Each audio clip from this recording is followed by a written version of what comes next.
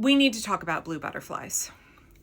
This morning, Jessica Craven broke a story that really rattled me. Not because anything she said was shocking or surprising. In fact, it's the opposite. It's because I have a whole file on my computer of stories, research, news articles that caused me, when I saw her video, to say, oh, yeah, okay, I should have been aware that this was likely happening. So I want to share her news story with you, and then I want to provide some more context, connect it to some of the things I've been talking about over the last several months, and then I want to talk about how we as regular, everyday, ordinary Americans can help. Please be prepared. This is going to be upsetting. It will be upsetting. Not graphic, but upsetting. Okay, so I've got more really disturbing stuff coming out of Dilly. This one is really upsetting me. And I want to tell you guys, Me too, Jess. I don't have a tremendous amount of information, but I want to flag something very concerning.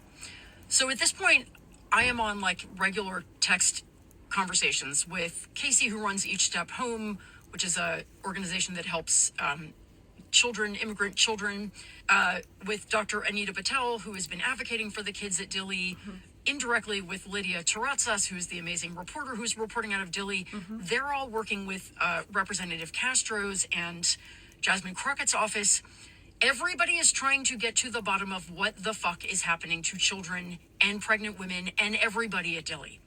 But here is a detail that I saw first on a screenshot of one of Lydia's text messages to some of the other women about something called blue zones at Dilly. And it struck me. It was tucked into a text about something else, but she said there are blue zones where teenage girls are being kept at Dilly and nobody can see them. Nobody can access them. No one knows what's happening to them. So I was like, wait, what about these blue zones? So Anita, Dr. Patel, was on a call with the two Texas representatives' offices just today, and they confirmed they're not blue zones. They're called blue butterfly zones. And these zones are zones where the teenage detainees, the girls under 18, are kept together where nobody can check on them. Press can't go there. Not that press can go inside anyway, but they can't talk to them. Members of Congress can't see them. No one will explain why they can't be seen. They are off limits to everybody. They have basically disappeared into a black hole at Dilly, a place that is already rife with systemic abuse of children. And teenage girls have been put away somewhere and no one knows what's happening to them. This by a federal government that about 12 or 13% of whom are affiliated with the Epstein ring. What the fuck is happening? When will enough Americans stand up and go, this is absolutely not okay? What is happening with the blue butterfly zones, you guys? This is only one of many things, but these are teenage girls. Raise the fucking roof on this. Would you please call your representatives? Yep. We need people in there. We need to know that those girls are okay. And we need these centers to be shut down. First of all, Jessica, thank you for elevating the plight of teenage girls inside the Dilly concentration camp in Texas. Dilly has a horrific human rights record. This is where children are being denied access to medical care, not given enough food. Families fight over water. Children are kept for months on end inside a concentration camp. And there's report after report after report of abuse. When I heard Jess say they were called blue butterfly zones, I immediately thought of Jeffrey Epstein victim Virginia Giuffre, who was trafficked from Mar-a-Lago, where she worked as a teenager in Donald Trump's spa as a spa attendant. Jeffrey Epstein trafficked her.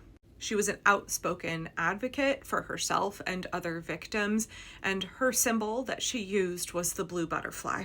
The teenage trafficking victim of Jeffrey Epstein was known internationally for being connected to the symbol of the blue butterfly. So when I heard that teenage girls inside Dilly concentration camp were being put in blue butterfly zones, yeah. So for about a year, I have been sharing information, data, stories about the high rate of DHS agents, ICE, and Customs and Border Patrol committing DV, sexual assault, and other violent crimes. But these reports didn't start just a year ago. This has been an ongoing concern for many, many years.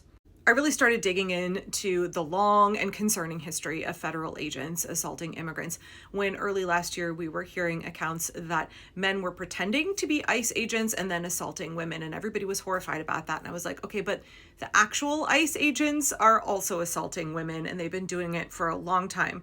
And then there were a number of cases last year of MAGA pastors who pled guilty to or were convicted of possessing CSAM or committing other crimes against children. And so I did a little bit more digging and found out how many Border Patrol agents have been charged with trafficking children or CSAM. There's one case of an Arizona Border Patrol agent that is currently going through the courts. He was producing CSAM. Allegedly producing. So let me just roll you back through a couple of these. Newsweek article from 2024, when Joe Biden was president, more than 200 Border Patrol officers were implicated in various misconduct cases, including 17 cases of DV, 11 cases of SA, and 10 instances of smuggling immigrants across the border between the US and Mexico, literally trafficking human beings.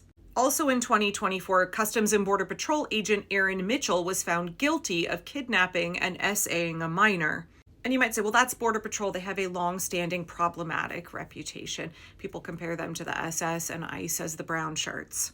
Okay, well, let's look at ICE agents and guards inside ICE facilities. 2023, again, Joe Biden presidency.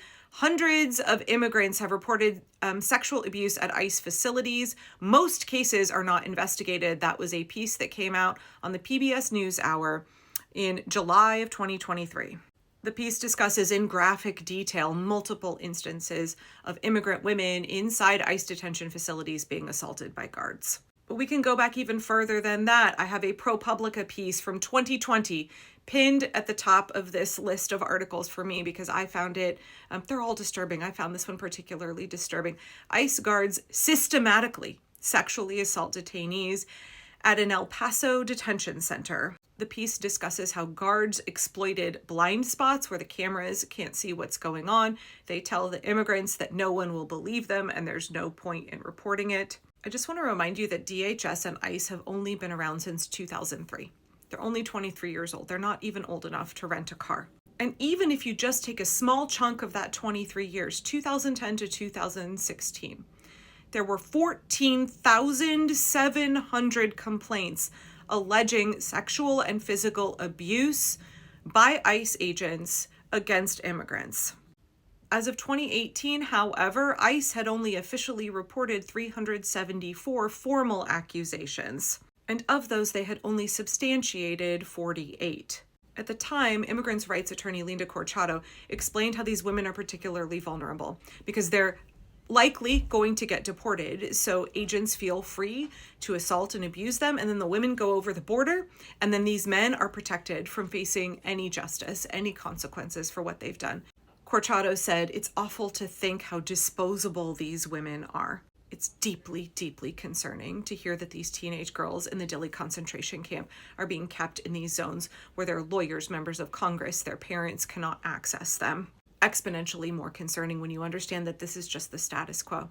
This has been going on for a long time, and now under Donald Trump and Stephen Miller, these guys know if they were 95% likely to avoid facing any consequences for assaulting women in detention centers, now they sure as hell are going to get away with doing it every single time. They are so empowered. Concentration camps create conditions where women and girls will be assaulted.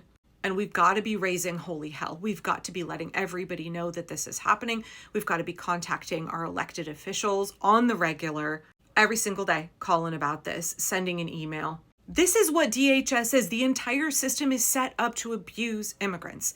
This is not a glitch. This is a function.